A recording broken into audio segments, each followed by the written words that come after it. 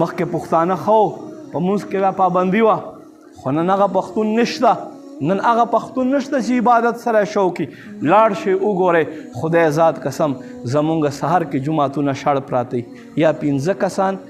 زیات چا ډېر زوري 10 کسان ولې ما عزتمندو اخر مونږ کومې خواته روان یو خپل رب ته به څه جواب ورکو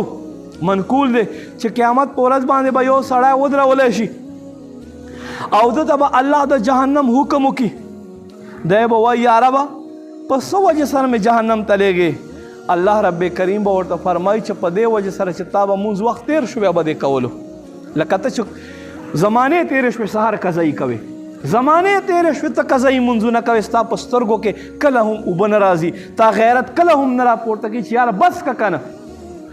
او بیا الله ښه دی تا ته رزق درکوي بیا الله تا ته سزا نه درکوي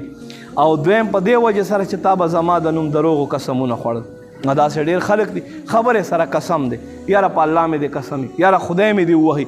نو دا هغو خلکو دپاره هم مقام دی چې ګورې بغیر د ضرورته قسم خوړل دا ستا او ما جهنم ته تک ذریعه کیدای شي نبی پاک صلی الله علیه و آله وسلم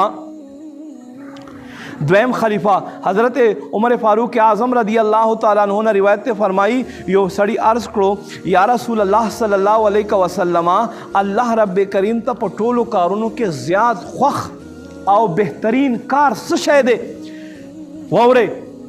یا رسول الله صلی الله علیه وسلم الله ته په واړه کارونو کې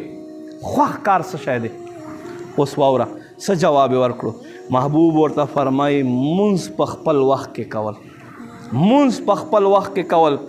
او ویې فرمایل څوک چې مونځ پرېږدي د دغه سړي دین نشته دی ولې چې مونځ چې دی دا د دین ستنه ده مونځ د دین ستنه ده کم سړی چې مونځ پرېږدي دغه سړي دین نشته دی نو ما عزتمندو قدرمندو مونږ ته پکار دی چې مونږه له دې نه توبه وباسو او الله په بارګاه باندې له زړه سره توبه تایب شو چې بیا به انشاءالله مونږ مونځ نه قضا کوو دقسې حقوق العباد په معامله کې به مونږ خیال ساتو